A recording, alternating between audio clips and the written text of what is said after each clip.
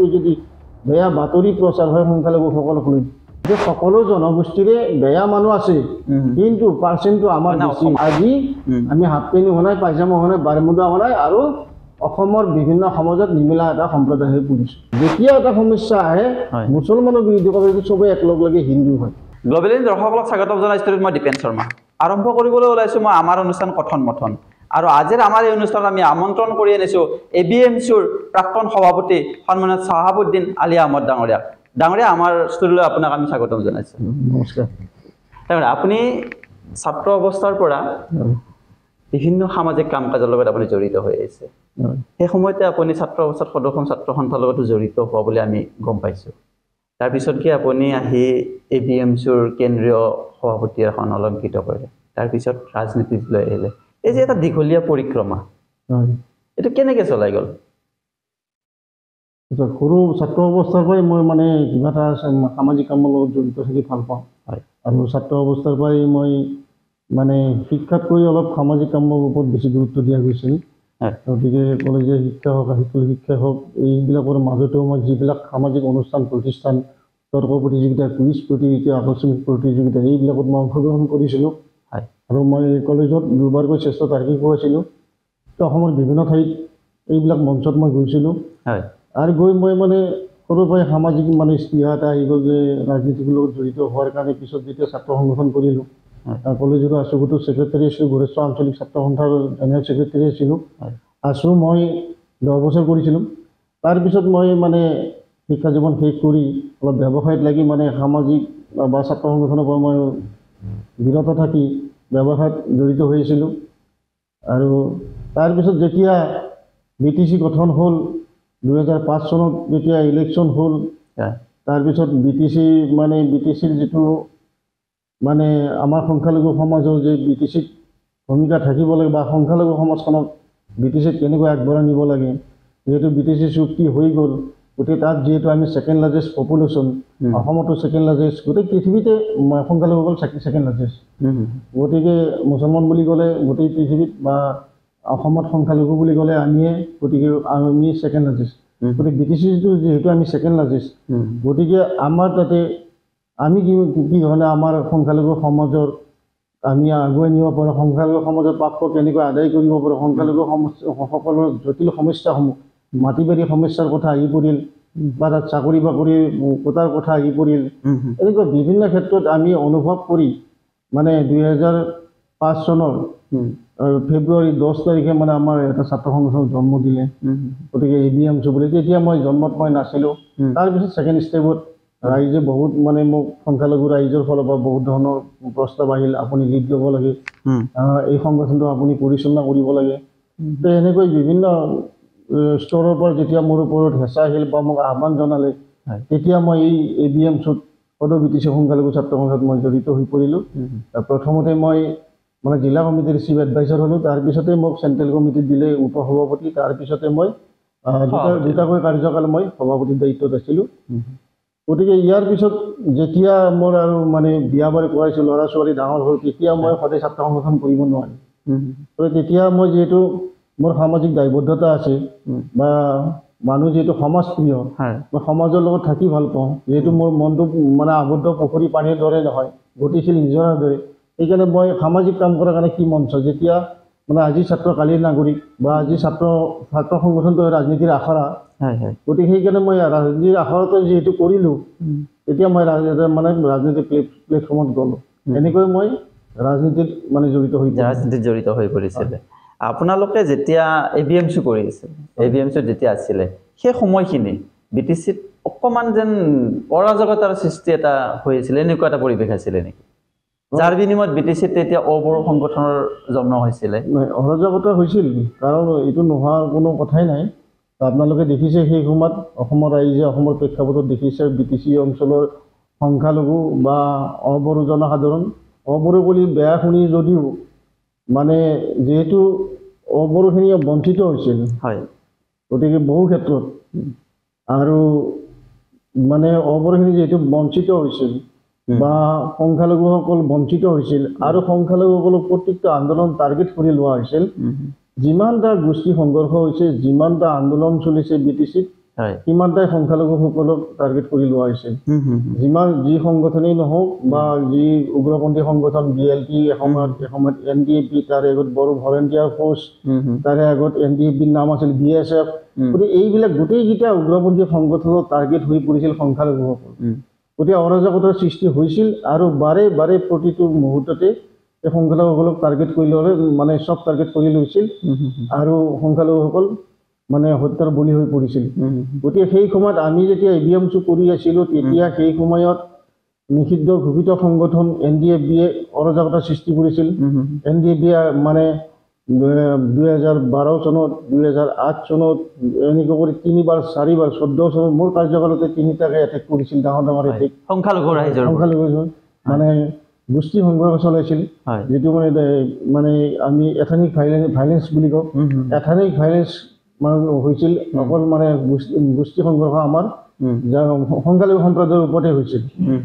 গতিকে সেইকাৰণে সেই সময়ত অৰাজকতাৰ সৃষ্টি হৈছিল আৰু পিছত যিয়ে নহওক অসম চৰকাৰৰ হস্তক্ষেপেই হওক বা কিছু দল সংগঠনৰ হস্তক্ষেপত হওক কিছু দল সংগঠনৰ মধ্যস্থতাকাৰীত হওক অসম চৰকাৰী আৰু ভাৰত চৰকাৰৰ সদিচ্ছাতে হওক এই উগ্ৰপন্থী সমস্যাটো এতিয়া নিৰ্মূল হৈ আছে মানে এই সমস্যাসমূহ চাই আপোনালোকে অবড়ো সংগঠন প্ৰত্যক্ষভাৱে জড়িত হৈ পৰিছিলে নেকি অবড়ো সংগঠন প্ৰত্যক্ষ নহয় অবড়ো সংগঠনৰ মই কোনো দায়িত্ব লোৱা নাছিলোঁ কিন্তু তেওঁলোকৰ আন্দোলনবিলাক আমি ছাপোৰ্ট কৰিছিলোঁ আমি এখন প্লেটফৰ্ম বনাইছিলোঁ আৰু মাছ মুভমেণ্টৰ প্ৰয়োজন অনুভৱ কৰিছিলোঁ যে এটা মাছ মুভমেণ্ট ইয়াত লাগে গতিকে সেইকাৰণে আমি মাছ মুভমেণ্টৰ কাৰণে গোটেই ছাত্ৰ সংগঠন অন্যান্য বা জাতীয় সংগঠন কিছুমান আছিল জনগোষ্ঠী সংগঠন কিছুমান এইবিলাক লৈ আমি এটা মানে প্লেটফৰ্ম বনাইছিলোঁ যিটো মানে সন্মিলিত জনগোষ্ঠীয় ঐক্য মঞ্চ তাৰ চিফ কোঅৰ্ডিনেটৰ মই আছিলোঁ গতিকে আমি ডাইৰেক্ট অবড়ো আন্দোলন বুলি অবড়ো আন্দোলনৰ কোনো মই দায়িত্ব লোৱা নাছিলোঁ কিন্তু এই গোটেই জনগোষ্ঠীয় সংগঠনটোৰ দায়িত্ব মই বহন কৰিছিলোঁ আৰু তাত আমাৰ সেই সময়ত হয়তো নেতৃত্বৰে অভাৱ হওক দূৰদৰ্শী চিন্তাৰ অভাৱে হওক বা হুঁচ আৰু যিটো আমি কওঁ যে হুঁচ আৰু জোচত বহুত কাম কৰা গৈছিল আৰু হুঁচত হয়তো কৰা নাছিলোঁ যিহেতু তাত মানে ৰাজনীতিক হস্তক্ষেপ চলিছিল আমাৰ মাজত ৰাজনীতি সোমাই দিয়া হৈছিল গতিকে আমাৰ লিডাৰ কিছুমানক ৰাজনীতিৰ মেৰ পাকত পৰি থাঞ্চা বঞ্চা হৈ গৈছিল গতিকে সেইকাৰণে সেই আন্দোলনটো যিমান স্পীডত গৈছিল আৰু সিমান স্পীডত বন্ধ হৈ গ'ল আৰু নিশ্চয় বন্ধ হ'লেও অবড়ো মানুহখিনিক বা জনগোষ্ঠীয় যিবিলাক আমাৰ সমস্যা সেই উদ্বিলাক কিন্তু এতিয়াও বন্ধ হৈ যোৱা নাই উদ্ভিদন হয়তো আকৌ ঘটিব পাৰে কিন্তু সেই আন্দোলনটোৰ ফলাফল শূন্য বুলি ক'ব নাই শূন্য বুলি মই কেতিয়াও নকওঁ সেই আন্দোলনটো যিহেতু শেষ হৈ যোৱা নাই কাৰণ সেই হয়তো নদী পানী বাৰিষা বেছিকৈ বয় খৰালি কমকৈ বয় সেই সংগঠন অবড়ো সংগঠন এটা এতিয়াও আছে মই জানো বা অবড়ো কিছুমান জনগোষ্ঠীয় সংগঠন আছে গতিকে এতিয়া তাত মানে ক'ব এটা ভাষা নাই যে অবড়ো বুলি ক'লে মই ক'লে বেয়া শুনি কিন্তু বাট বিকল্প নাম এটা মই বিচাৰি পোৱা নাই কিন্তু এইটো অবড়ো মানে বড়োৰ বিৰুদ্ধে মই কথাটো কোৱা নাই কিন্তু যিহেতু নন ট্ৰাইবেল বুলিও ক'ব নোৱাৰোঁ নন ট্ৰাইবেল বুলি ক'লেও মানে অবড়ো ট্ৰাইবেল কিছুমান আছে গতিকে এই শব্দটো যদিও শুনি বেয়া শুনি কিন্তু মানে বেলেগ এটা শব্দ দিবৰ কাৰণে মই বিচাৰি পোৱা নাই যিয়ে নহওক এই অবড়ো শব্দটো কোৱাৰ কাৰণে যদি কোনোবাই ভাই গাত লাগে বা কোনোবাই বড়ো ভাই বেয়া পায় মই তাৰ কাৰণে ক্ষমা বিচাৰিছোঁ মই সেই উদ্দেশ্য কোৱা নাই যাতে এক্সট্ৰা এটা নাম নাই কাৰণে মই এইটো মানে ক'বলগীয়া হৈছে এতিয়া আপুনি ABMC কৰিছিলে তাৰপিছত কি মানে অবড়ো সংগঠনটোক আন্দোলনত আওপকীয়াকৈ হ'লেও আপোনালোকে সহযোগিতা কৰিছিলে যে আমাৰ তাত বাস কৰা মানুহখিনিৰ স্বাৰ্থত তাৰপিছত কি আপুনি BPF কৰিলে BPF-ত আপুনি CSBৰ মেম্বাৰ পৰ্যন্ত আপোনাক দিয়া হ'ল সেই সময়ত BPF চৰকাৰে কিন্তু কথা হ'ল কি এই যে আপোনাক এটা শীৰ্ষ পদবী এটা দিছিলে তাৰপিছত এই পদবীটো তেখেতসকলে আপোনাক মেনেজ কৰাৰ কাৰণে দিছিলে নে জনগোষ্ঠীটোৰ বা আমাৰ মানুহখিনিৰ কিবা এটা উত্তৰণ হওক বুলি আশা কৰি দিছে নাই প্ৰত্যেকটা বস্তুৰ উদ্দেশ্য থাকে কোনে কি উদ্দেশ্যত মোক দিছে মই সেইটো নাজানো কিন্তু মোৰ উদ্দেশ্য হৈছে কি মই যিহেতু ৰাজনৈতিক দলত জইন কৰিছোঁ মই যিহেতু কেন্দ্ৰীয় কমিটি এটা সভাপতি আছিলোঁ এটা সংগঠনৰ গতিকে সেই পদটোক সন্মান জনাই মানে যাৰ কাৰণে যিটো উপযুক্ত বুলি ভাবে হয়তো মোক সেইটো পদৰ উপযুক্ত বুলি ভাবি তেওঁলোকে দিছে মই এই বুলি ধৰিছোঁ গোটেই উদ্দেশ্য কাৰ কি আছে মই নাজানো যিহেতু মই এটা প্লেটফৰ্মৰ পৰা গৈছিলোঁ আৰু মোক আশ্বাস দিছিলে যে ভাল পদ দিম, আৰু সেইকাৰণে মই যেনেকুৱা আশ্বাস দিছিলোঁ তেনেকুৱা পদ পাইছিলোঁ। কিন্তু দুৰ্ভাগ্যৰ বিষয় যে আমি কাৰ্যকাল নাপালোঁ বেছি সময়। আমাৰ কাৰ্যকাল আছিল মানে 18 চনৰ অক্টোবৰৰ পৰা 23 চনৰ অক্টোবৰলৈকে। কিন্তু তাৰপিছতে 6 মাহ আমি কাৰ্যকাল পোৱাৰ পিছতে মানে কি হ'ল, হঠাৎ লকডাউন হ'ল, 1 বছৰ লকডাউন হৈ গ'ল। লকডাউন আমি 6 মাহমান 8 মাহমান কাৰ্যকাল পালোঁ। লকডাউনত মই দীঘলীয়া লকডাউন হৈ গ'ল। লকডাউন এদিনতে ঘোষণা কৰিলে, তাৰপিছত 1 বছৰ লকডাউন চলি গ'ল। তাৰপিছতে BTC চৰকাৰ ইলেকশ্যন হ'ল। ইলেকশ্যনত মানে আমাৰ দলৰ চৰকাৰ ভাঙি গ'ল। কিন্তু তথাপিও আমাৰ যিহেতু অট'নমাছ বডি আছিল, আমাৰ ৰাজ্যপালৰ এপ্ৰুভ আছিল, গতিকে ৰাজ্যপাল মহোদয়ে পিছত আমাক আকৌ ভাঙি দিলে। তাৰপিছত আমি হাইকোৰ্ট কৰিছিলোঁ। 23 চনলৈকে আমাৰ যিহেতু কাৰ্যকাল আছিল, গতিকে আমাৰ এপইণ্টমেণ্টত লিখাই আছিল কি কাৰণ আমাক ভাঙিব পাৰে। গতিকে কোনো এটা কাৰণ, সেই উপযুক্ত কাৰণ নোহোৱাকৈ আমাক ভাঙি দিয়া হৈছিল। গতিকে হাইকোৰ্ট কৰাৰ পিছত তেওঁলোকেও CSB বনাব পৰা নাছিল, কিন্তু আমাক পাৱাৰলেছ কৰি থ'লে 23 চনলৈকে। 23 চনৰ পিছত এতিয়া তেওঁলোকে বনাইছে। কিন্তু ঠিক মানে আমাৰ আচল কামৰ সময়খিনিতে আমাৰ লকডাউন হৈ গ'ল। গতিকে আমি ভবামতে আমি কৰিব নোৱাৰিলোঁ। তথাপিও আমি সত্য আৰু নিষ্ঠাৰে আমি যিখিনি আমি দুটামান আমি মানে ইণ্টাৰভিউ পাতিছোঁ, আৰু দুটামানৰ আমি ইণ্টাৰভিউ মানে ৰিটাৰ্ণ ল'ব নোৱাৰিলোঁ। মানে ৰিটাৰ্ণ ল'ব নোৱাৰোঁতে আমাৰ লোৱা সময়তে মানে আমাৰ লকডাউন হৈ গ'ল। তাৰ আগতে আমি মানে এৰিগেশ্যনৰ মানে কি এছ এ পদটো আমি কিছু আমি এছ এ পদৰ ইণ্টাৰভিউ সেইখিনি আমি ফুলফিল কৰি দিছোঁ। তাৰপিছতে আমি কৰিলোঁ মণ্ডল পোষ্ট প্ৰায় 55 জনৰ। গতিকে তাৰপিছতে কিছু কেৰাণী পোষ্ট কেইজনমান আমি কম্পিউটাৰৰ ডিপ্ল'মা লোৱা কম্পিউটাৰ পোষ্টৰ আমি কেইটামান পোষ্ট আছিল, সেইখিনি কৰিলোঁ। তাৰপিছত আমি আকৌ এডভাৰটাইজ দিছিলোঁ ফৰেষ্টৰ কাৰণে। ফৰেষ্টৰ ৰিটাৰ্ণটো হোৱা নাছিল, ৰানিংটো হৈ গৈছিল। তাৰপিছতে লকডাউন হৈ গ'ল। লকডাউন হৈ পিছত মানে চৰকাৰে ভাঙি গ'ল। গতিকে আমি কৰিব নোৱাৰিলোঁ। কিন্তু আমি কম সময় পালোঁ। যিটো উদ্দেশ্য আছিল, যেনেকৈ আমি সত্য নিষ্ঠাৰে সকলো জনগোষ্ঠীৰ উপযুক্তজনে পায়, ঠিক তেনেকুৱা চিষ্টেমত আমি কামখিনি কৰিছিলোঁ, আৰু কৰিব এটা স্পৃহা আছিল, কৰিবলৈ আমি গৈ আছিলোঁ। সেই টাইমতে মানে এই লকডাউনৰ বাধাটোৰ পৰা সম্পূৰ্ণ বস্তুবিলাক ওলোটা হৈ গ'ল। গতিকে আমি ইচ্ছা থকা স্বত্বেও বা আমাক সুবিধা দিয়া স্বত্বেও আমি কৰিব নোৱাৰিলোঁ। আপোনালোকে সুবিধা পালে, কিন্তু ক'ভিড মহামাৰীৰ কাৰণে সেই মানে এইটো কাৰ্যক্ষম হৈ নুঠিল বা আপোনালোকে কৰিব নোৱাৰিলে। এতিয়া আপোনাৰ কথা হ'ল কি, আপোনালোকক খুব ধুনীয়া এখন আসন দিছিলে তেওঁলোকে। সংখ্যালঘু ৰাইজক আৰু 2-এগৰাকীক তেনেকুৱা আসন দিছিল। কিন্তু সেই মুহূৰ্ততে আকৌ কোকৰাঝাৰত লাফিকুল ইছলাম, যে ABMCৰ সভাপতি এগৰাকীক মানে হত্যা কৰা হ'ল। এই হত্যাকাণ্ডটোক এছামে কয় ৰাজনৈতিক হত্যাকাণ্ড, আৰু এছামে কয় লাফিকুল ইছলামৰ ব্যক্তিগত কাৰণত হত্যাকাণ্ড সংঘটিত হোৱা বুলি। আপোনালোকে কি ভাবে এইটো? লাফিকুল ইছলামৰ নামটো আহিলে মই মানে বহুত কথা মনৰ পৰা গুচি যায়, ক'ব লগা কথা ক'ব নোৱাৰোঁ। আৰু এইটো বস্তু যিহেতু লাফিকুল ইছলামৰ বিষয়ে সাংঘাতিকভাৱে বা সামাজিকভাৱে মোতকৈ বেছি হয়তো আৰু বেলেগে নাজানিব বুলি মই ভাবোঁ। সামাজিকভাৱে ঘৰুৱা কথা বতৰাৰ কথা মই কোৱা নাই, দল সংগঠনৰ লগত জড়িত কথাবিলাকৰ কথা মই কৈছোঁ।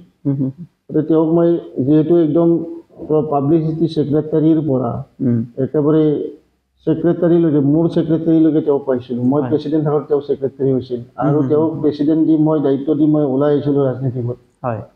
গতিকে তেওঁৰ ক্ষেত্ৰত মই আৰু খুব প্ৰতিবাদতো জড়িত। BPFত জইন কৰাৰ পিছতো মই প্ৰতিবাদ কৰিব বাদ দিয়া নাছিলোঁ। আপোনালোকে হয়তো এই সময়ত দেখিছে যে মই BPFত জইন কৰাৰ পিছতো তেওঁৰ ঘটনা প্ৰত্যেকটো আন্দোলনত মই জড়িত হৈ পৰিছিলোঁ। কাৰণ যিহেতু তেওঁ মোৰ ছেক্ৰেটাৰী আছিল, তেওঁক মই ভালকৈ জানিছিলোঁ। কিন্তু এই ঘটনাটো সম্পূৰ্ণ ৰাজনৈতিক হত্যাকাণ্ড বুলি মই ক'ব বিচাৰোঁ। কিন্তু ৰাজনৈতিক হত্যাকাণ্ড নহ'লে এতিয়ালৈকে আসামী কেতিয়াবা জেলুভাত খালেহেঁতেন, আৰু উপযুক্ত শাস্তি পালেহেঁতেন। গতিকে মানে কাকো পৰক তালু কৰক তেনেকুৱা কৰি মাত্ৰ CBI ভেকমনাখন কৰি মানে কি কৰিলে, এই কেইজনমান নাম আউট কৰিলে পিছত, আৰু সেইখিনি মানুহ মানে এতিয়ালৈকে নিখোজ হৈ আছে। গতিকে ৰাজনৈতিক হত্যাকাণ্ড হয়তো বাহিৰৰ ৰাজনীতি হওক, BTCৰ বাহিৰৰ ৰাজনীতি হওক, BTCৰ ভিতৰৰ ৰাজনীতি হওক, বা সেই সময়ত হাগ্ৰামা মহিলাই ডাঙৰীয়াক দুৰ্বল কৰাৰ ৰাজনীতি হওক, কোনোবা এটা ৰাজনীতি তাত জড়িত হৈ আছে বুলি মোৰ ব্যক্তিগত মন্তব্য। গতিকে তেওঁ কোনো এটা ৰাজনৈতিক ষড়যন্ত্ৰ বলি হৈছে, বা ৰাজনৈতিক ষড়যন্ত্ৰৰ কাৰণে তেওঁ হত্যা কৰা হৈছে। গতিকে হয়তো BTCৰ বাহিৰৰ ৰাজনীতি হ'ব পাৰে, ব্ৰিটিছৰ ভিতৰৰ ৰাজনীতি হ'ব পাৰে বা হাগ্ৰামা মহিলাৰী ডাঙৰীয়াক দুৰ্বল কৰাৰ এটা ৰাজনীতি হ'ব পাৰে। সেই সময়ত যিহেতু হাগ্ৰামা মহিলাৰী শক্তিশালী এজন CM আছিলে, CEM অৰ্থাৎ চিফ এক্সিকিউটিভ মেম্বাৰ আছিল। গতিকে মই ৰাজনৈতিক উদ্দেশ্য প্ৰণীত আছে বুলি এইকাৰণে ভাবোঁ। আৰু যিহেতু অসমত যিমানকেইটা ৰাজনৈতিক হত্যাকাণ্ড হৈছে এতিয়ালৈকে সেইকেইটা হত্যাকাণ্ডৰ আসামী শাস্তি পোৱা নাই। আৰু পৰাগ দাসৰ কিমান প্ৰতিবাদ হৈছিল, আৰু লাফিকুল ইছলামৰ অকল BTCতে প্ৰতিবাদ হোৱা নাছিল, অসমৰ কোনো এটা ঠাই নাছিল প্ৰতিবাদ, কোনো এটা দল সংগঠন নাছিল প্ৰতিবাদ নকৰা কৰি। গতিকে লাফিকুল ইছলাম হত্যাকাৰীক নোপোৱাৰ কাৰণটো হৈছে নিশ্চয় কিবা এটা ৰাজনৈতিক ষড়যন্ত্ৰ আছে। আপুনি ক'লে হাগ্ৰামা মহিলাৰীক দুৰ্বল কৰাৰ কাৰণে এই হত্যাকাণ্ড সংঘটিত হ'ব পাৰে, কিন্তু কোনটো দিশৰ পৰা হাগ্ৰামা মহিলাৰী দুৰ্বল হ'ব লাফিকুল ইছলাম হত্যা কৰিলে? যেহেতু BPF বাহিনীৰ লগত সংখ্যালঘু যিটো ছেকেণ্ড লাৰ্জেষ্ট পপুলেশ্যন, হয়, আৰু BPF-ক সংখ্যালঘু সমাজে সেই সময়ত BPF-ক মানে 70% 80% মানুহে ভোট দিছিলে। হয় হয়। আৰু সংখ্যালঘুৰ হৈ কিছু কামো তেওঁ কৰিছিলে, সংখ্যালঘু মানুহক তেওঁ গুৰুত্বও দিছিলে শেহতীয়াকৈ। এই বস্তু তেওঁ ছেকেণ্ড কাৰ্যকালৰ পৰা সংখ্যালঘুক গুৰুত্ব দিছিলে। তাৰপিছতে এই বস্তুটো হয়তো কিছুমানে সহ্য কৰিব নোৱাৰি তেওঁক দুৰ্বল কৰা এইটোৱেই কৈছোঁ যে লাফিকুলক হত্যা কৰাৰ লগে লগে হাগ্ৰামা মহিলাৰীৰ কাৰ্যকালত তেতিয়াহ'লে হয়তো হাগ্ৰামা মহিলাৰী ৰাজনৈতিকভাৱে সামাজিকভাৱে দুৰ্বল হ'ব পাৰে, সেইটো ধাৰণা কৰিও তেওঁক দুৰ্বল কৰাৰ কাৰণেও মানে লাফিকুলক হত্যা কৰিব পাৰে। মোৰ ব্যক্তিগত ধাৰণা এইটো। যিহেতু সংখ্যালঘুসকল প্ৰায়বিলাকে বেছি সংখ্যকে হাগ্ৰামা মহিলাৰীৰ লগত আছিলে, এটা বিভাজন কৰাৰ কাৰণে সেইটো কৰিব পাৰে। সেইকাৰণে মই কৈছোঁ যে হাগ্ৰামা মহিলাৰীক দুৰ্বল কৰাৰ কাৰণেও কোনোবাই সেই ৰাজনীতি কৰিব পাৰে। তেতিয়া BPF আৰু এতিয়া UPPL, তেতিয়া চলাইছিল BPF-এ BTCৰ শাসনভাৰ, আৰু এতিয়া চলাই আছে BJPৰ লগত UPPL-এ শাসনভাৰ। এই দুয়োটা দলৰ মাজত আপুনি কিবা ডিফাৰেঞ্চ দেখিছেনে? সংখ্যালঘু ৰাইজৰ উত্তৰণৰ ক্ষেত্ৰত কিবা এটা কৰা, আপুনি কাক প্ৰিফাৰেঞ্চ দিব, BPF UPPL? BPF-ত মই নিজে জড়িত আছিলোঁ, শেহতীয়া কৰি বেছি দিন কাৰ্যকাল মই পোৱা নাই, আপোনালোকে গমেই পাই, শেহতীয়া কৰি মই আছিলোঁ। কিন্তু BTCৰ কথাই নহয়, গোটেই ভাৰতত আজি সংখ্যালঘুসকল উপেক্ষিত হৈ আছে। গতিকে BTCতে নহয়, আৰু তাৰে মাজতে গতিকে সংখ্যালঘুসকলে যিহেতু BTC গঠনত সংখ্যালঘুসকলৰ অগ্ৰণী ভূমিকা আছিল, RMC গঠন কৰি যদি ছাপোৰ্ট নিদিলেহেঁতেন BTC নহ'লহেঁতেন। BTC চুক্তিত স্বাক্ষৰকাৰী সংখ্যালঘুসকল আছে, যিহেতু ছেকেণ্ড লাৰ্জেষ্ট পপুলেশ্যন। গতিকে সেই হিচাপে হাগ্ৰামা মহিলাৰী কিছু গুৰুত্ব দিছে, নিদিয়া নহয়। কিন্তু যিমান ধৰণে সংখ্যালঘুসকলে গুৰুত্ব পাব লাগিছিল বা সংখ্যালঘুসকলৰ তেনেকুৱাকৈ নেতাৰ অভাৱ বুলিব পাৰোঁ, অকল তেওঁলোকক জগৰীয়া কৰিলে নহ'ব, আমাৰ সম্প্ৰদায়ক নেতৃত্ব দিয়া মানুহখিনিৰো মানে কিছু দূৰদৰ্শী চিন্তাৰ অভাৱৰ কাৰণেও তেনেকুৱা হ'ব পাৰে। কিন্তু কিছু উন্নয়ন হৈছে, নোহোৱা নহয়, কাৰণ গোটেই উন্নয়ন হোৱাটো সকলো উন্নয়ন বুলি কৈছে, সকলো উন্নয়ন কৰাটো সম্ভৱ নহয়। কাৰণ ভাৰত চৰকাৰে মানে আজি স্বাধীনতাৰ ৭৯ বছৰ পিছতো ভাৰত চৰকাৰে সকলো জনগোষ্ঠীক উন্নয়ন কৰিব পৰা নাই। গতিকে উন্নয়ন কৰিব পাৰিলে ভাৰত ধনী দেশ হ'লহেঁতেন, উন্নয়নশীল নহয়, উন্নয়ন দেশ হ'লহেঁতেন। গতিকে আৰু BTC এখন পৰিষদ, গতিকে BTCয়ে সকলো সমস্যা বা সকলো উন্নয়ন কৰিব পাৰিব, এইটো সম্ভৱ নহয়। তথাপিও সদ ইচ্ছা থাকিলে, মানে মই হাগ্ৰামা মহিলাৰীৰ পক্ষত কোৱা নাই, তেওঁ সদ ইচ্ছা দেখিছে কাম কৰা। সেই সময়ত মই শেহতীয়াকৈ মই যেতিয়া জড়িত হৈছোঁ, তেতিয়া সংখ্যালঘুসকলৰ ওপৰত বা BTC জনসাধাৰণৰ ওপৰত কাম কৰা এটা সদ ইচ্ছা মই দেখিছিলোঁ। মানে আপুনি ক'ব বিচাৰিছে হাগ্ৰামা মহিলাৰীৰ কিছু পৰিমাণে সংখ্যালঘুৰ প্ৰতি দৰদ থকা বুলি। আৰু এতিয়া আপুনি UPPL-ৰ কথা কৈছে, UPPL-ৰ চিফ এক্সিকিউটিভ মেম্বাৰ মাননীয় প্ৰমোদ বড়ো ডাঙৰীয়া। প্ৰমোদ বড়ো ডাঙৰীয়া দীঘলীয়া পৰিক্ৰমা এটা ছাত্ৰ সংগঠনৰ মাজেৰে আহি তেওঁ ৰাজনীতিত সোমাইছে। আৰু তেওঁ মানে বড়ো জনসাধাৰণক বা BTC জনসাধাৰণক এতিয়া যি BTR বুলি কোৱা হৈছে, BTRটো মইতো মোৰ ভাষাত ক'ব বিচাৰোঁ, মানে বৰ তেৰা বেকা ৰাস্তা, মানে বৰ মানে তেৰা বেকা আৰু মানে ৰাস্তা, বৰ তেৰা বেকা ৰাস্তা এটা তেওঁ গঠন কৰিলে। বৰ তেৰা বেকা ৰাস্তা এটা মাননীয় প্ৰমোদ বড়ো ডাঙৰীয়াই বনালে। আৰু এই তেৰা বেকা ৰাস্তা বনোৱাৰ আগত বড়ো মানুহখিনিক বিশেষ কৰি তেওঁ ইমোশ্যনেল কৰি, আজি তেওঁ কি ধৰণে তেওঁ বড়ো মানুহখিনিক ইমোশ্যনেল কৰি আহি তেওঁ UPPL-ৰ চিফ হ'ল। তেওঁ নিজে কৈছিল, যেতিয়া আফচুৰ প্ৰেচিডেণ্ট আছিল, 1 লাখ বড়ো যুৱকক হত্যা কৰি শ্বহীদ কৰি হ'লেও, হত্যা নহয় 1 লাখ বড়ো যুৱকক শ্বহীদ কৰাই হ'লেও তেওঁ মানে কি বড়োলেণ্ড বনাব গতিকে বড়ো জাতি ইমোশ্যনেল কৰি তেওঁ আজি বিটিআৰ বনালে যিটো বৰ 13 বেকা ৰাস্তা আৰু এই বিটিআৰত কেনেকৈ উন্নয়ন হৈছে আপুনিও বিটিচিৰ এজন ৰিপৰ্টাৰ আপুনি জানে আপোনালোকে সৰজমিন তদন্ত কৰক বিটিচিত কেনেকুৱা উন্নয়ন হৈছে কেনেকুৱা আগত উন্নয়ন হৈছিল বা বৰ্তমান কি অৱস্থা আছে আজি বিটিচিৰ অকল মুছলমান সংখ্যালঘু বা অবড়ো বা জনজাতি লোক বা যেনেকৈ নহওক সকলো স্তৰৰ মানুহে তাত লাঞ্ছিত বঞ্চিত হৈছে উন্নয়ন যেনেকৈ পাব লাগিছিল পোৱা নাই আজি আপোনালোকে বিটিচি অঞ্চলৰ ট্ৰাইবেল অধিষ্ঠিত গাঁওবিলাকত যাক কিমান পাৰ্চেণ্ট ল'ৰাই চেন্নাই গুজৰাট গোৱাত কাম কৰিবলৈ গৈছে কিমান পাৰ্চেণ্ট আমাৰ বড়ো মাতৃসকলে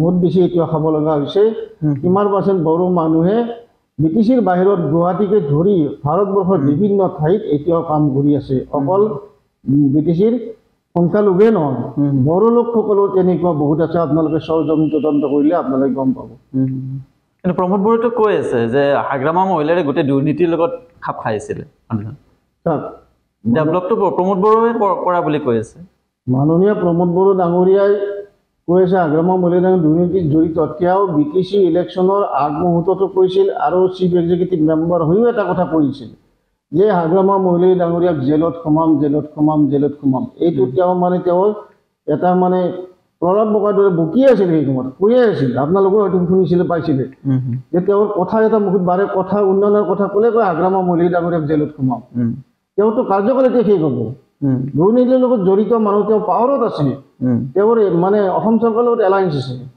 যদি হাগ্ৰামা মহিলা ইমান দুৰ্নীতিত আছিল তেওঁ জেলত সোমাব কিয় নোৱাৰে হাগ্ৰামা মহিলাক এদিনৰ কাৰণে এৰেষ্ট কৰি দেখাব কিয় নোৱাৰিলে তেওঁতো এই ডাইলগটোৱেই মাৰি আছিল তেওঁৰ ডাইলগ প্ৰত্যেকটা ফ্লপ যায় গমাই অসমৰ বিটিচি ৰাইজে বুজি পাই গৈছে 1 লাখ বড়ো ল'ৰাক শ্বহীদ কৰাই তেওঁ মানে বড়ো যুৱকক শ্বহীদ কৰাই বড়োলেণ্ড লৈহে এৰিব তেওঁ এই শব্দ কৈছিল তাৰপিছত তেওঁ মানে বিটিচি ইলেকশ্যন কৰিছিল হাগ্ৰামা মহিলাক জেলত সোমাম আৰু চিফ হৈও তেওঁ কৈছিল জেলত সোমাম এতিয়া সেই মানে শ্লোকটো তেওঁৰ বন্ধ হৈছিল তেওঁ কিয় পৰা নাই তেওঁতো কাৰ্যকাল এতিয়া শেষ হ'ব গতিকে আৰু মই বিশেষ কি ক'ম তেওঁ যিখিনি কৈছে সেইবিলাকতে উত্তৰটো ওলাই আছে বৰ্তমান অসমত যিটো দল চৰকাৰ চলাই আছে এই চৰকাৰখন সংখ্যালঘু বিৰোধী নেকি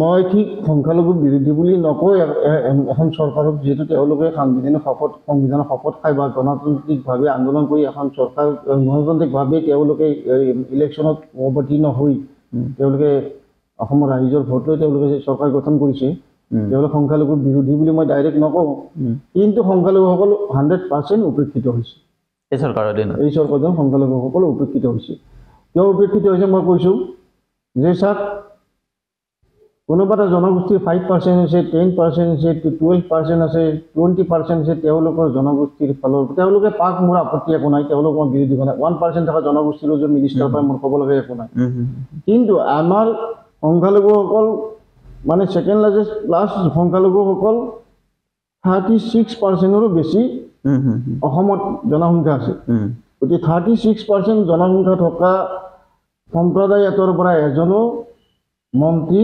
তেওঁলোকৰ দুটা কাৰ্যকালত পোৱা নাই এজনো মন্ত্ৰী পোৱা নাই তাৰোপৰি সংখ্যালঘুসকলৰ উন্নয়নৰ কাৰণে সংখ্যালঘু উন্নয়ন বোৰ্ড আছে তাৰপিছতে আমাৰ আছে কি MSDP তাৰপিছত স্বৰ উন্নয়ন পৰিষদ মৰিয়া উন্নয়ন পৰিষদ তাৰপিছতো সংখ্যালঘুসকলে আপোনালোকে সৰজমিন তদন্ত কৰক এইবিলাকৰ পৰা কিবা উন্নয়ন হৈছে নেকি বা এইবিলাকৰ পৰা কিবা আমি সংখ্যালঘুসকলে পাইছোঁ নেকি চৰকাৰে কাগজে কলমে কৰিছে কিন্তু প্ৰেক্টিকেলি ৰাইজে এইবিলাক পাইছে নেকি বা উন্নয়ন পাইছে নেকি আনকি সংখ্যালঘু দপ্তৰৰ মন্ত্ৰীটো আমাৰ মানুহে পোৱা নাই গতিকে সম্পূৰ্ণভাৱে উপেক্ষিত হৈছে যিটো জনগোষ্ঠীৰ 36 যিটো সম্প্ৰদায়ৰ 36%ৰ ওপৰত আছে আৰু য'ত নেকি 4% 5% থকা জনগোষ্ঠীৰ পৰা মন্ত্ৰী হৈছে তেওঁলোক দিয়াৰ পৰা মোৰ আপত্তি একো নাই আৰু এইবিলাক কথা কোৱাৰ লগে লগে বহুতে মোবাইলত মানে কমেণ্ট কৰিব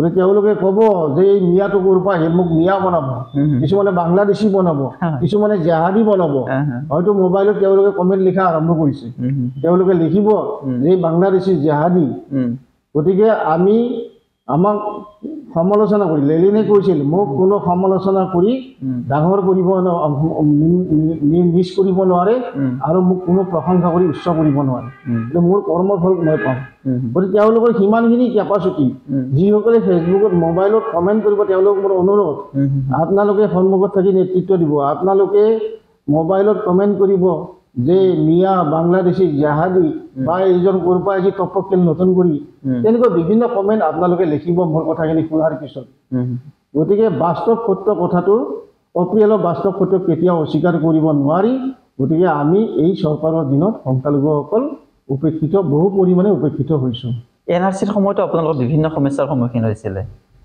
কিন্তু বৰ্তমান সময়ত এই সমস্যাসমূহ সমাধান হৈছেনে এই ক্ষেত্ৰত মই যিহেতু কোনো চৰকাৰী বিষয়ববীয়া নহয় গতিকে NRCৰ লগত জড়িত আমি NRCৰ ক্ষেত্ৰত আমি যিবিলাক আমি প্ৰেক্টিকেলি ৰাইজৰ মাজত যিবিলাক সংঘাত দেখিছিলোঁ যিবিলাক আমি সমস্যা দেখা পাইছিলোঁ বা হিয়াৰিংবিলাক যেনেকৈ মানে গোৰেশ্বৰৰ হিয়াৰিং আপাৰ আছামত মাতিছিল গোৰেশ্বৰৰ হিয়াৰিং গোৱালপাৰাত মাতিছিল গোৱালপাৰা মানে গোৰেশ্বৰত মাতিছিল এইবিলাক হেৰেছমেণ্টটো আমি চকুৰে দেখিছোঁ তাৰোপৰি তেওঁলোকৰ নিজা নিজা যিবিলাক লিগেচিড ভুল আছিল বাপেকৰ নাম নিমিলা বা আকাৰ ইকাৰ নিমিলা গতিকে সেইবিলাক তেওঁলোকৰ শুদ্ধ হৈছে তেওঁলোকে নিজে জানিব গতিকে যিহেতু এতিয়া মই সংগঠনৰ দায়িত্বত নাই সেই সময়ত দায়িত্ব থকা সময়ত আমি সেই সময়ৰ এই কোঅৰ্ডিনেটৰক আমি লগ কৰিছিলোঁ গতিকে আমি লগ কৰি আমি গোটেইখিনি কথা জনাইছিলোঁ প্ৰতীক হাজেলা আছিল প্ৰতীক হাজেলাক আমি লগ কৰিছিলোঁ লগ কৰি আমি আমাৰ দাবীসমূহ জনাইছিলোঁ কিন্তু ইচ্ছাকৃতভাৱে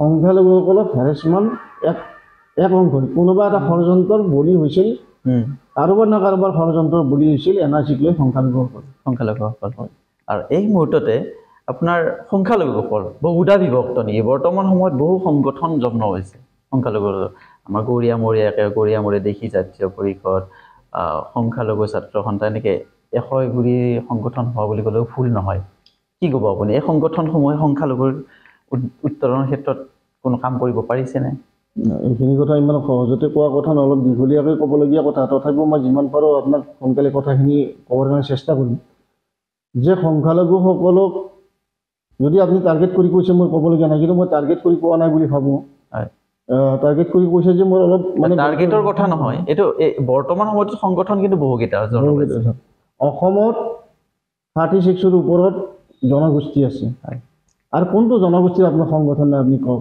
সংখ্যালঘুৰ আছে হয় মই সংখ্যালঘুৰ কৰে হৈ কোৱা নাই মই এইখিনি কথা সংখ্যালঘুৰ কিয় হ'লে সেইখিনিও মই বিশ্লেষণ কৰাৰ কাৰণে চেষ্টা কৰিম কথা হৈছে কি অসমত কোনটো জনগোষ্ঠীৰ সংগঠন নাই আৰু কোনটো জনগোষ্ঠীৰ এটা সংগঠন আছে আজি শৰ্মাৰ পাই কলিতাৰ পাই দাসৰ পাই কেওটৰ পৰা আপোনালোকে নাথ যোগী সন্মিলনীৰ পৰা একদম ছাত্ৰ সংগঠন প্ৰত্যেকটা জনগোষ্ঠীৰ ছাত্ৰ সংগঠন আছে আকৌ কিন্তু যেতিয়া এটা সমস্যা আহে মুছলমানৰ বিৰুদ্ধে ক'বলৈ চবেই একলগ লাগি হিন্দু হয় চবেই হিন্দু কিন্তু চবৰে নিজা নিজা সংগঠন আছে জনগোষ্ঠী আমাৰো ঠিক তেনেকুৱা মুছলমান বুলি কওঁতে গৰিয়াখিনি খিলিঞ্জীয়া মুছলমান আপোনালোকে জানে গতিকে গৰিয়াখিনি নিজা ভাষাই একো নাই অসমীয়া ভাষাই আমি গ্ৰহণ কৰোঁ আমাৰ ঘৰত কোৱা এটা ভাষা বা স্কুলত কোৱা এটা ভাষা বা সমাজত কোৱা এটা ভাষা এনেকুৱা আমি দুটা তিনিটা ভাষা নাই আমাৰ মাতৃভাষাই অসমীয়া গতিকে গৰিয়া মুছলমান আছে দেশী আছে তাৰে পিছতে মৰিয়া আছে গতিকে এনেকুৱা মিয়া আছে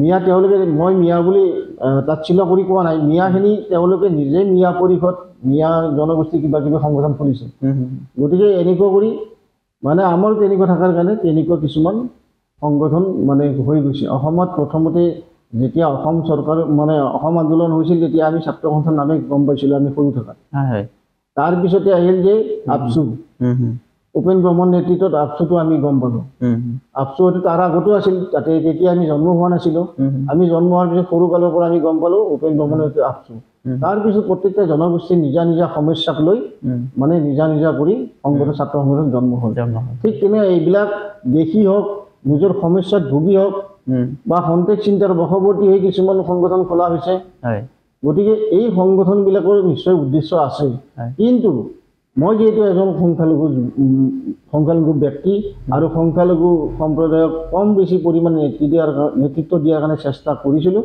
বা সংখ্যালঘুৰ কথা ক'লে মানে অলপ নিজকে মানে কি দুৰ্বলতা সংখ্যালঘুৰ প্ৰতি আছে যিহেতু সংখ্যালঘুৰ কথা ক'লে কি কেতিয়াবা সহ্য কৰিব নোৱাৰোঁ কেতিয়াবা মাত দিয়া যায় সংখ্যালঘুৰ বিৰুদ্ধে কোনোবাই বক্তব্য ৰাখিলে গতিকে যিয়ে নহওক তথাপিও আমাৰ সংখ্যালঘু সমাজসকলৰ বহুত জটিল সমস্যা আছে আৰু আমাৰ যিকেইটা এতিয়া জাতীয় সংগঠন ওলাইছে তেওঁলোকক মই অনুৰোধ জনাওঁ যে জাতীয় সংগঠনেই হওক সংখ্যালঘুসকলৰ অন্য অন্য প্লেটফৰ্মেই হওক গতিকে সংখ্যালঘু ৰাইজৰ কাৰণে যদি ত্ৰাণকৰ্তা হিচাপে আপোনালোকে ওলাই আহিছে তেতিয়াহ'লে আপোনালোকক মোৰ বিনম্ৰ অনুৰোধ আৰু আহ্বান কিন্তু আটাইতকৈ বেছি অসমত যদি আমি যদি চাওঁ বা আত্মসমালোচনাৰ আমাৰ প্ৰয়োজন আহি পৰিছে আটাইতকৈ বেছি যদি পিছ পৰিছে আটাইতকৈ দুৰ্নীতিত যদি জড়িত হৈছে আটাইতকৈ বেয়া কাম কৰি আছে আটাইতকৈ যদি বেয়া বাতৰি প্ৰচাৰ হয় সংখ্যালঘুসকলক লৈ আচলতে মই প্ৰশ্নটো আপোনাক মই সংখ্যালঘু ত্ৰাণকৰ্তা বুলি কোৱা সংগঠনকেইটাক মই অনুৰোধ কৰিছোঁ আপোনালোকে মোবাইলত নেতৃত্ব নিদি আপোনালোকে বাইক দিয়াৰ কাৰণে বেছি গুৰুত্ব নিদি আপোনালোকে নিজে হাইলাইট হোৱাৰ কাৰণে গুৰুত্ব নিদি আপোনালোকৰ কৰ্মৰ ফলত আপোনালোকে এনে হাইলাইট হ'ব আপোনালোকে চৰ জমিন তদন্ত কৰি নিজৰ এলেকাত চাওক 30+1 অৰ্থাৎ 30জন ছাত্ৰই হৈছে এজন শিক্ষক হ'ব লাগে সংখ্যালঘুসকলক ক'ত কিমান আছে মই কাৰ্যকালত আমি নিজা কৰি আমি চেঞ্চাছ কৰিছিলোঁ আমি নিজাকে চৰ জমিন তদন্ত কৰি চাইছিলোঁ আৰু কিছুমান স্কুলৰ কাৰণে আমি ব্লক অফিচত যাই হেঁচা দিছিলোঁ ডিৰেক্টৰক যাই হেঁচা দিছিলোঁ গতিকে আপোনালোকে চেঞ্চাছ কৰক কিমানখন স্কুলত আমাৰ মানে কিমান ছাত্ৰ আছে 100জন ছাত্ৰৰ এগেইনষ্টে এজন শিক্ষকে পঢ়াই আছে 2জন শিক্ষকে পঢ়াই আছে গতিকে সেইবিলাকত আপোনালোকে গুৰুত্ব দিয়ক আমাৰ জনগোষ্ঠীটোৰ ড্ৰাগছ বেপাৰী ড্ৰাগছ ব্যৱসায়ী ড্ৰাগছ খোৱা ভয় লগা হৈছে যিহেতু মই গাঁও অঞ্চলত থাকোঁ মোৰ ওচৰে পাজৰে যিমান গাঁও মই দেখিছোঁ প্ৰায় গাঁৱত অসমৰ বিভিন্ন সংখ্যালঘু গাঁৱত গতিকে লাজ লাগে ক'বলৈ কোনো অস্বীকাৰ কৰিব নোৱাৰে সংখ্যালঘু ব্যক্তিসকলে গতিকে আমাৰ গাঁওবিলাকত আমাৰ অঞ্চলবিলাকত সংখ্যালঘু সমাজৰ অঞ্চলত কি হৈছে একেবাৰে ড্ৰাগছে গা কৰি উঠিছে গতিকে এইবিলাকৰ ওপৰত আপোনালোকে গুৰুত্ব দিয়ক আপোনালোকে জনমত গঠন কৰক ড্ৰাগছৰ বিৰুদ্ধে জনমত গঠন কৰক মহিলাসকলক সজাগ কৰক মহিলা সমিতিবিলাকক আত্মসহায়ক গোট কৰি তেওঁলোকে 10,000 বা অৰুণোদয় লোৱাৰ কাৰণে ব্যস্ত হৈ থাকে তেওঁলোকে বাচ্চাবিলাক স্কুলত লৈ যায় স্কুলৰ প্ৰাইভেট স্কুলৰ সন্মুখত লেকচাৰ মাৰি সময় কটায় গতিকে তেওঁলোককো মই অনুৰোধ কৰিছোঁ সেই সময়বিলাকতো সেই স্কুলৰ আগত যেতিয়া আমাৰ মাতৃসকলে সন্তানবিলাকক লৈ যায় সময়খিনি পায় তেতিয়াও তাক ড্ৰাগছৰ বিৰুদ্ধে আলোচনা কৰক আপোনালোকে মহিলা সমিতি অকল আপোনালোকে কি আত্মসহায়ক গোট পাতি 10,000 কিবা লোৱাৰ কাৰণে আপোনালোকে ব্যস্ত হৈ আছে গতিকে আপোনালোকৰো কৰণীয় আছে মই সংখ্যালঘু সকলো স্তৰৰ ৰাইজক সকলো স্তৰৰ সংগঠনক সকলো স্তৰত ধৰ্ম কোনোবাই নামাজ পঢ়িছে মছজিদৰ ভিতৰত নালাগে মছজিদৰ ভিতৰত যিহেতু দুনিয়াৰ কথা নাপাতে মছজিদৰ বাহিৰত আহি আপোনালোকে এইবিলাকৰ সমালোচনা কৰক ড্ৰাগছ কেনেকৈ নিৰ্মূল কৰিব পাৰি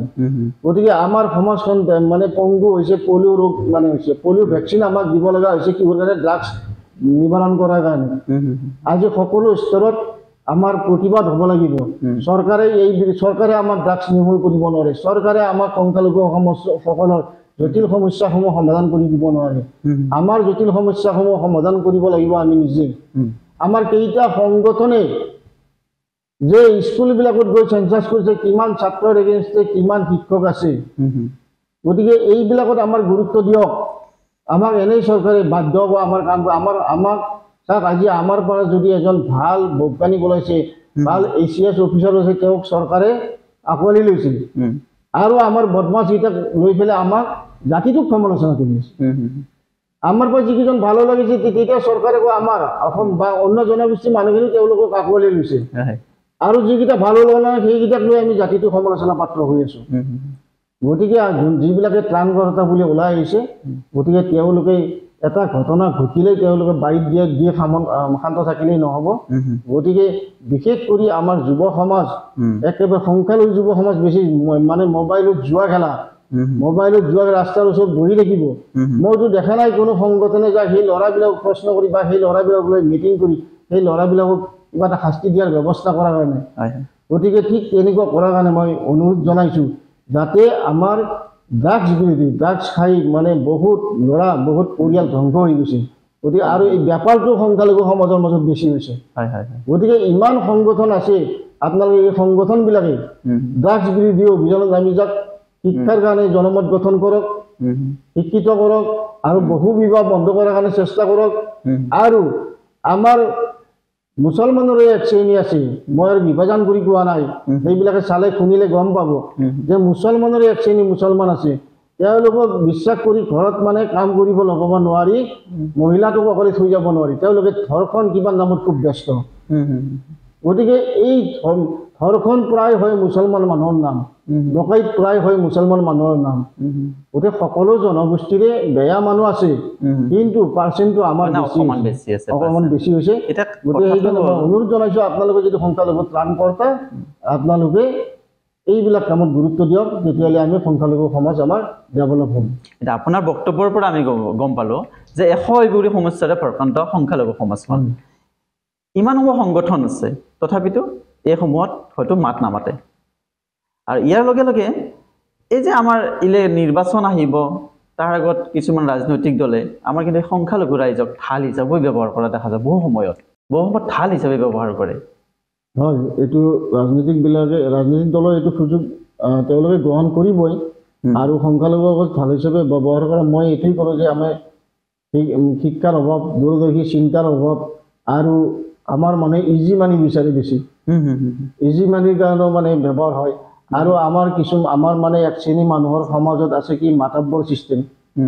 গতিকে মাতব্বৰ ছিষ্টেম থকা গাঁওবিলাকত মানে মাতব্বৰক ঢাল হিচাপে লৈ মাতব্বৰক মেনেজ কৰিও ভোট আকৰ্ষণ মানে কৰে বা ভোট সংগ্ৰহ কৰে। গতিকে ঠিক তেনেকৈ মানে ঢাল হিচাপে ব্যৱহাৰ কৰে য'ত মাতব্বৰী আছে। বা কিছুমান ৰাজনীতি কৰিবলৈ কূটনীতি কৰিবই লাগিব, কূটনীতি কৰিবলৈ হ'লে মিছা কথা ক'বই লাগিব। গতিকে এই বস্তুখিনি ৰাজনৈতিক দলে ইউজ কৰিবই, ব্যৱহাৰ কৰিবই। বৰ্তমান সময়ত যে মিয়াক লৈ পেলাই এটা গোটেই অসমখনত তলপলা এটা সৃষ্টি হৈছে যে উজনিত মিয়া যাব নোৱাৰে, উজনিৰ পৰা এটা ভাবুকি দিয়ে। বা আমাৰ মধ্য অসমৰ মিয়া মানুহ কোনোবা এজন নেতাই ক'ব যে আমি যাম বা আমি নাযাওঁ, আমি নগ'লে উজনি চলিব নোৱাৰে। তেনেকুৱা এটা কণ্ট্ৰভাৰ্চি হৈ আছে। এইটো কি কোনোবা জনপ্ৰিয়তা অৰ্জন কৰাৰ কাৰণে কোনোবাই কৰি আছে নে অইন কিবা? সেইটো যেতিয়া মাছ পথাৰৰ মাজত এটা খুঁটি মাৰিব, যিফালৰ পৰা পোন কৰে সেইফালৰ পৰাই পোন হ'ব। আপুনি যিটো ছাইডৰ পৰা যায়, মোৰ ফালৰ পৰা পোন হৈছিল, আপোনাৰ ফালৰ পৰা পোন হৈছিল, প্ৰত্যেকৰ ফালৰ পোন হ'ব মাছ পথাৰৰ মাজতে খুঁটি মাৰিব। এতিয়া জনপ্ৰিয়তা অৰ্জন কৰাৰ কাৰণে ক'লেও সেইটোও পেলাই দিব নোৱাৰি। আৰু এইটো হ'ল কিয় আচলতে হ'ব মানে কিবা এটা ভূমিকম্প জোকাৰণি হয়, ভূমিকম্প হৈ মেঘালয়ত, জোকাৰণি হয় অসমত। কিয় হয় মানে কি ভূমিকম্পটো তাত উৎপত্তি হোৱাৰ কাৰণে জোকাৰণিটো ইয়াত হৈছে।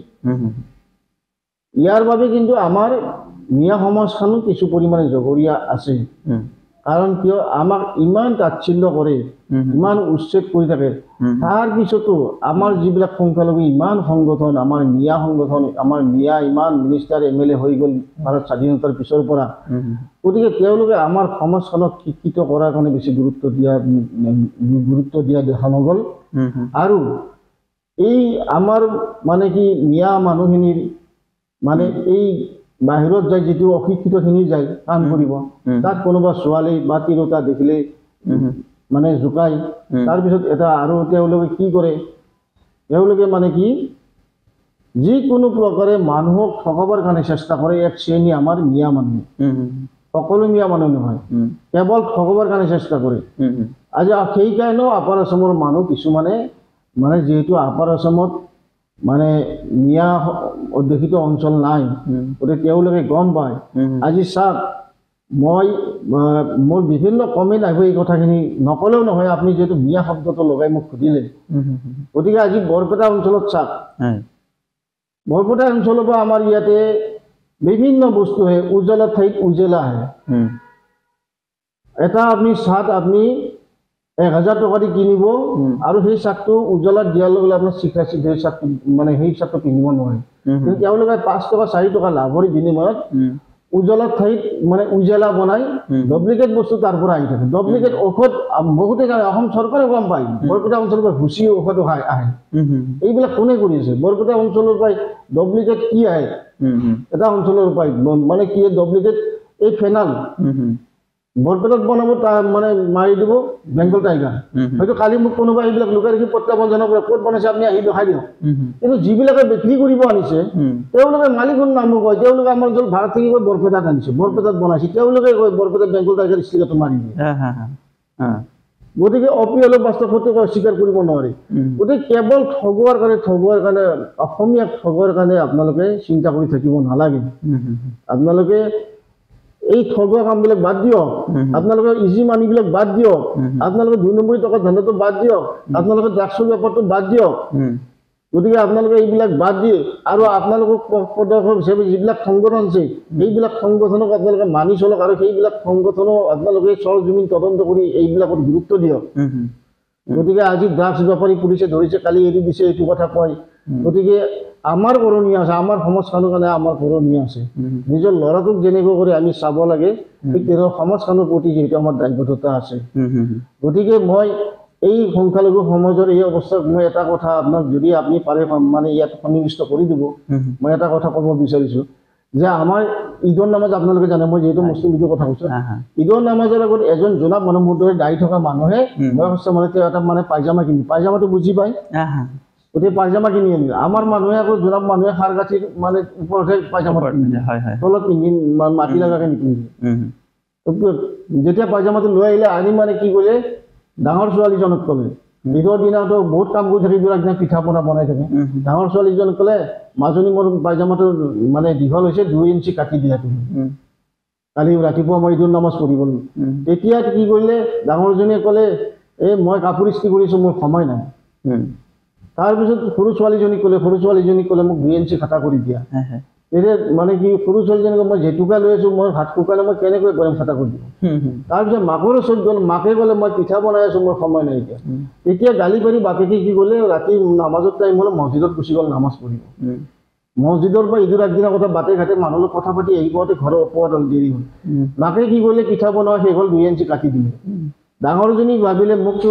আব্বাই 2 ইঞ্চি কাটিব দিছিল তাইৰো কাপোৰ ইস্ত্ৰি কৰা শেষ হ'ল 2 ইঞ্চি কাটি দিলে সৰুজনী ভাবিলে মোৰো জেতুকা শুকাই গ'ল মোক আব্বাই 2 ইঞ্চি কাটি দিলে 2 ইঞ্চি যেতিয়া 6 ইঞ্চি কাটি দিলে ভাই এইটো হাফ পেণ্ট হ'ব নে বাৰমুদা হ'ব নে পায়জামা হ'ব গতিকে আমি সংখ্যালঘু সমাজখন অসমৰ জাতীয় জীৱনত নিমেলা এটা মানে এই বাৰমুদা নিমেলা এটা মানে সম্প্ৰদায় হৈ পৰিছোঁ কাৰণ আমাৰ 2 ইঞ্চি এই যিবিলাক দল সংগঠন এওঁলোকেও কাটিছে তেওঁলোকৰ কৰণীয়হীন 2 ইঞ্চি কৰা নাই আৰু যিবিলাক আমাৰ সংখ্যালঘু বুদ্ধিজীৱী বুলি কয় বুদ্ধিজীৱীখিনিও কৰা নাই আৰু যিবিলাক আমাৰ গাৰ্জেন এই গাৰ্জেনখিনিও নিজৰ সন্তানৰ প্ৰতি যিখিনি কৰণীয়খিনি কৰা নাই তাৰ কাৰণে আমাৰ এই 2 ইঞ্চি কমি যোৱাৰ কাৰণে আজি আমি হাফ পেণ্ট হোৱা নাই পায়জামা হোৱা নাই বাৰমুদা হোৱা নাই আৰু অসমৰ বিভিন্ন সমাজত নিমিলা এটা সম্প্ৰদায় হৈ পৰিছোঁ বৰ্তমান সময়ত হয় আপোনাৰ সংখ্যালঘুৰ বৰ্তমান মানে BTC ইলেকশ্যন আহি আছে এই BTC ইলেকশ্যনত আপোনালোকৰ ভূমিকা কি হ'ব চাওক BTC ইলেকশ্যন ভূমিকা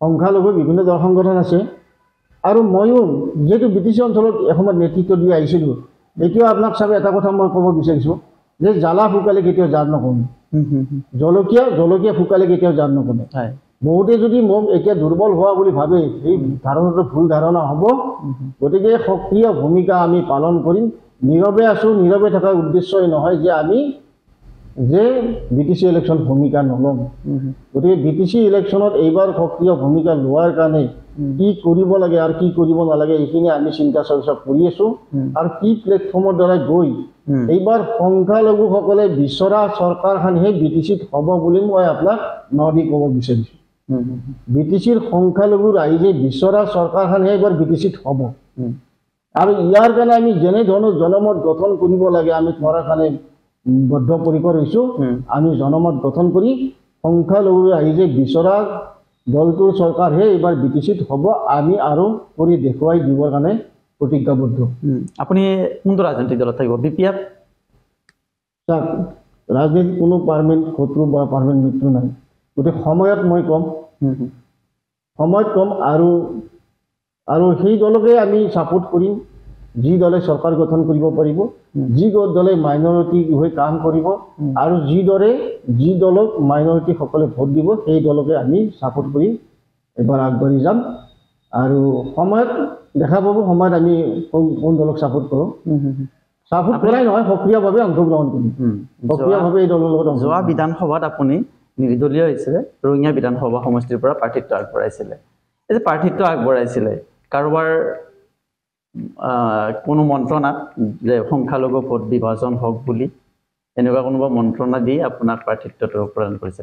স্যার যোনে ইলেকশন খেলে প্রত্যেকে কোনোবাই প্রক্ষেপ করে, কোনোবাই কংগ্রেসের প্রক্ষেপ করে, বিজেপি প্রক্ষেপ করে, কোনোবাই নির্দলীয় হলেও কোনোবা প্লেটফর্ম কোনোবা মঞ্চ বনায়, কোনোবা এটা কমিটিয়ে প্রক্ষেপ করে। মোকো এটা প্লেটফর্ম বনাই প্রক্ষেপ করা হয়েছিল।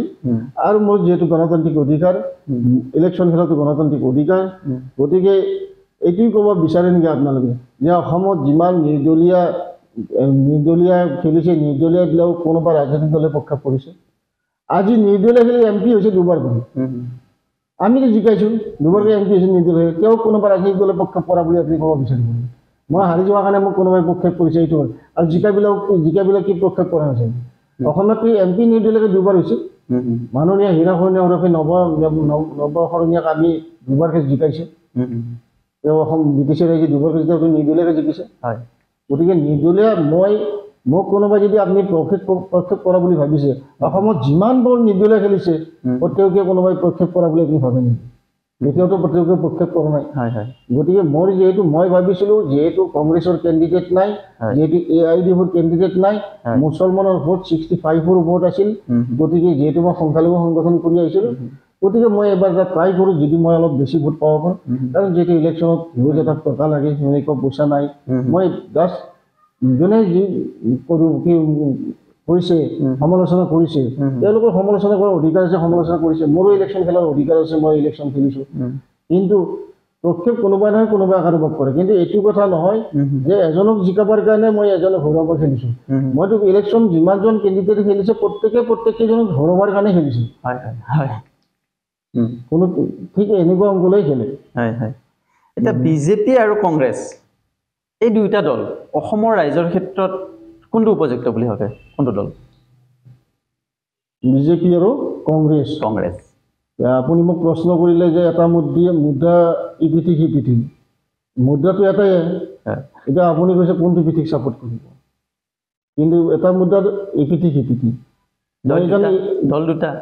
দল দুটা নহয়, মুদ্ৰা এটা ইপিঠি সিপিঠি, মানে দুটা দলে এটা হৈ আছে। আপোনাক চাওক, আপুনি চাওক, চলাটোহে তেওঁলোকে চেঞ্জ কৰিছে বহুলিদাৰী। মানুহ সেইকেইজন অসমত 3,32,00,000 ওপৰ জনসাধাৰণক মানে শাসন কৰি আছে সেই মুষ্টিমেয় কেইজনমান মানুহ। তেওঁলোকে ওপৰত চলাটো খুলিছে, কিন্তু গেঞ্জিটো এতিয়াও খোলা নাই।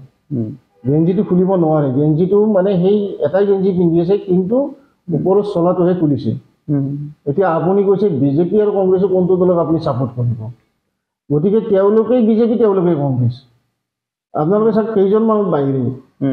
গতিকে নেতৃত্ব কোনে দি আছে অসমত? আজি 25 বছৰে অসমখনত কোনে নেতৃত্ব দি আছে? আজি ভুৱনেশ্বৰ কলিতা ডাঙৰীয়া, মাননীয় ভুৱনেশ্বৰ কলিতা ডাঙৰীয়া, তেওঁ ৰাজ্যসভাৰ সাংসদ বিজেপিৰ পৰা।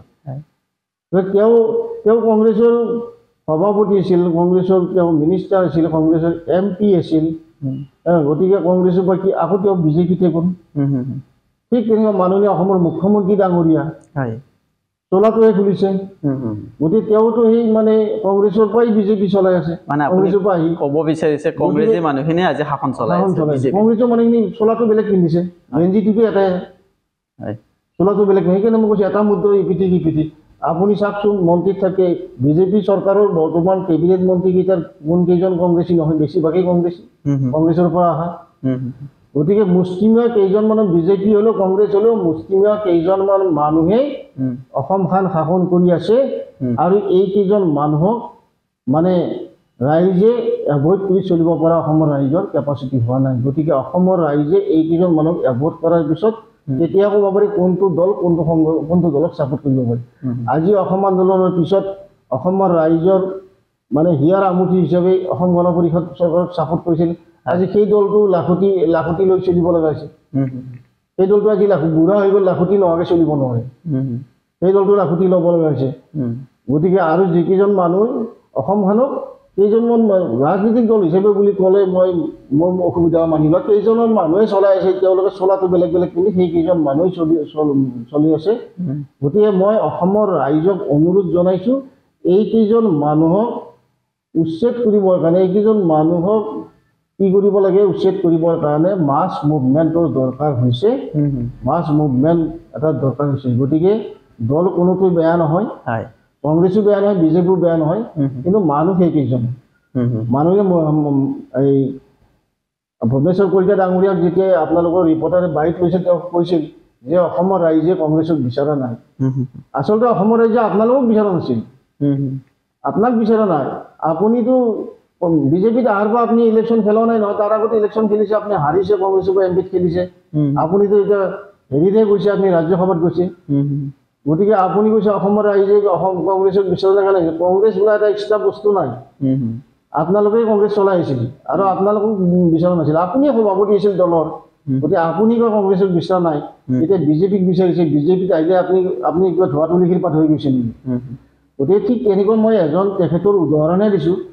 ঠিক তেনেকৈ আপোনালোকে গোটেই চাওক, ৰূপজ্যোতি কুৰ্মীৰ পৰা পীযুষ হাজৰিকাৰ পৰা পল্লৱ লোচন দাসৰ পৰা একেবাৰে জয়ন্ত মল্লৰ পৰা এই গোটেইখিনি এইখিনি মানুহেই বিজেপি চলাই, চৰকাৰখন চলাই আছে। এইখিনি মানুহেই এতিয়া বিজেপি আৰু এতিয়া এইখিনি মানুহে কংগ্ৰেছ হৈছে দেখোন। গতিকে এটা মুদ্ৰা ইপিঠি সিপিঠি অসমখন চলাইছে কেইজনমান মুষ্টিমীয়া মানুহ। কংগ্ৰেছ আৰু বিজেপি বুলি কৈ লাভ নাই, এই কেইজন মানুহে অসমখন চলাব আৰু পৰৱৰ্তীকাল বেলেগ দল হ'লেও এইকেইজন মানুহৰে বেছি সংখ্যকে চলাই থাকিব। কিন্তু এইখিনি অসমৰ ৰাইজে চিনাক্ত কৰাটো প্ৰয়োজন হৈ পৰিছে। আপুনি বৰ্তমানৰ মুখ্যমন্ত্ৰী হিমন্ত বিশ্ব শৰ্মা কি ক'ব? তেখেতক মই কি ক'ম, তেখেতেতো এতিয়া পাৱাৰফুল মুখ্যমন্ত্ৰী, গতিকে তেখেতক সমালোচনা কৰিব পৰা যোগ্য মই নহয়।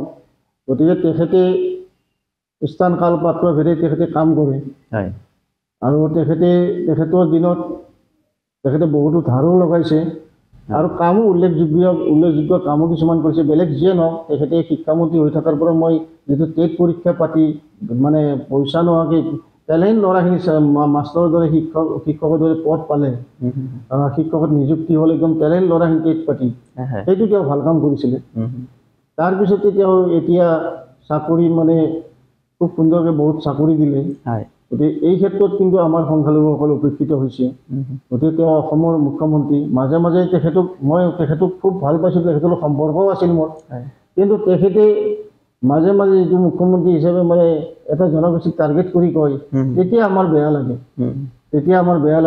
তেখেতে ৰাজনৈতিক উদ্দেশ্য প্ৰণীত হওক, যিয়ে নহওক, মানে যেনেকৈ নহওক, কিন্তু যেতিয়া মানে টাৰ্গেট কৰি এটা জনগোষ্ঠীক কথা কয় আৰু অসমৰ মুখ্যমন্ত্ৰী হিচাপে তেখেতে যেনেকৈ উজনি নামনি ভাগ কৰি দিয়ে, তেতিয়া আমাৰ অলপ বেয়া লাগে। গতিকে তেখেতক আৰু মোৰ বিশেষ ক'বলগীয়া নাই, অসমৰ ৰাইজে দেখা পাই আছে। গতিকে তেখেতে অনাগত দিনত যে আমাৰ সংখ্যালঘুসকলৰ হৈ কাম কৰক, গতিকে সংখ্যালঘুসকলক টাৰ্গেট কৰি কিছুমান কথা কয়, এই কথাবিলাক ক'লে আমাৰ অলপ বেয়া লাগে। গতিকে আপুনি অসমৰ মুখ্যমন্ত্ৰী, সংখ্যালঘুৰ মুখ্যমন্ত্ৰী, আপুনি সকলোৰে মুখ্যমন্ত্ৰী, গতিকে সকলো জনগোষ্ঠীৰ উন্নয়নৰ কামনা কৰি আপুনি কথা কওক, তেতিয়া আমাৰ ভাল লাগিব। আৰু তেখেতৰ প্ৰতি আৰু মোৰ বিশেষ ক'বলগীয়া নাই। গতিকে যিহেতু এইটো চেপ্টাৰ আপুনি আনিলে, এইখিনি মই তেখেতক অনুৰোধ জনালোঁ যে অনাগত দিনত আপুনি আমাৰ সংখ্যালঘুসকলৰ উন্নয়ন, বিশেষ কৰি যিহেতু আপুনি এই সুযোগটো দিলে, মই মাননীয় মুখ্যমন্ত্ৰী মহোদয় আপোনাক অনুৰোধ জনাইছোঁ, অসমৰ ভাৰত স্বাধীনতাৰ পিছৰ পৰা এতিয়ালৈকে গৰীয়া মুছলিমসকল উপেক্ষিত হৈ আছে। গৰীয়া মুছলিমসকল যিখিনি খিলঞ্জীয় বুলি কওঁ, আমাৰ ভাষা অসমীয়া, গতিকে আমি উপেক্ষিত হৈ আছোঁ। গতিকে যিহেতু মই সংখ্যালঘুৰ নেতৃত্ব দিছিলোঁ, কিন্তু এইটো ক'লে বহুতে মোক সমালোচনা কৰিব, কিন্তু অপ্ৰিয় হ'লেও বাস্তৱ ক্ষেত্ৰত যিহেতু অস্বীকাৰ কৰিব নোৱাৰি। মই যিহেতু সংখ্যালঘুৰ লগতে মই গৰীয়া সম্প্ৰদায়ৰ এজন মানুহ, গতিকে আমাৰ এইজন মন্ত্ৰী হৈছে, আপুনি চাওক, ভাৰত স্বাধীনৰ পৰা এতিয়ালৈকে, গতিকে আমি উপেক্ষিত, প্ৰত্যেকখন চৰকাৰৰ দিনত আমি উপেক্ষিত হৈ আহিছোঁ। গতিকে আমি ৰাজনৈতিকভাৱেও আমাৰ জনসংখ্যা কম কাৰণে আমাক গুৰুত্ব কমকৈ দিয়া হয়, কিন্তু জনসংখ্যা গোটেই অন্য জনগোষ্ঠীতকৈ কম নহয়। গতিকে তথাপিও আমাৰ ভাষিক সংখ্যালঘুত কৰি আমাৰ অলপ জনসংখ্যা কম, গতিকে সেইটোৱেই কাৰণ নেকি আমাক গুৰুত্ব নিদিয়া। আমি অসমৰ নাগৰিক নহয় নেকি? গতিকে আমাক লৈ বিভিন্ন ইষ্টিমেট বা বিভিন্ন আলোচনা কৰি চৰকাৰে বিভিন্ন উন্নয়ন কৰিম বুলি ঢাক ঢোল বুজক শুনো। গৰীয়া ডেভেলপমেণ্ট বোৰ্ড এটা বনাইছে, গৰীয়া কাউন্সিল এটা বনাই দিছে, সকলো চেয়াৰমেনটো পাতি থৈ দিছে। গতিকে কোনো ধৰণৰ উন্নয়ন আমি দেখা নাপালোঁ গৰীয়া উন্নয়ন পৰিষদৰ পৰা। গতিকে আমাৰ খিলঞ্জীয়া গৰীয়াখিনিক আপুনি বিশেষভাৱে গুৰুত্ব দিব বুলি মই আপোনাক আহ্বান জনাইছোঁ। আজি আমাৰ কথন মথন অনুষ্ঠানত আমি ABMCৰ প্ৰাক্তন সভাপতি চাহাবুদ্দিন আলী আহমদ ডাঙৰীয়াক আমন্ত্ৰণ জনাই আনিছিলোঁ। তেখেতে বহুমূলীয়া সময় আমাক দিলে। তাৰবাবে তেখেতক আমি ধন্যবাদ জ্ঞাপন কৰিছোঁ। তেখেতৰ সুস্বাস্থ্যৰ দীৰ্ঘায়ু কামনা কৰিছোঁ। চাই থাকিব গ্ল'বেল এনি 24/7। ধন্যবাদ। নমস্কাৰ।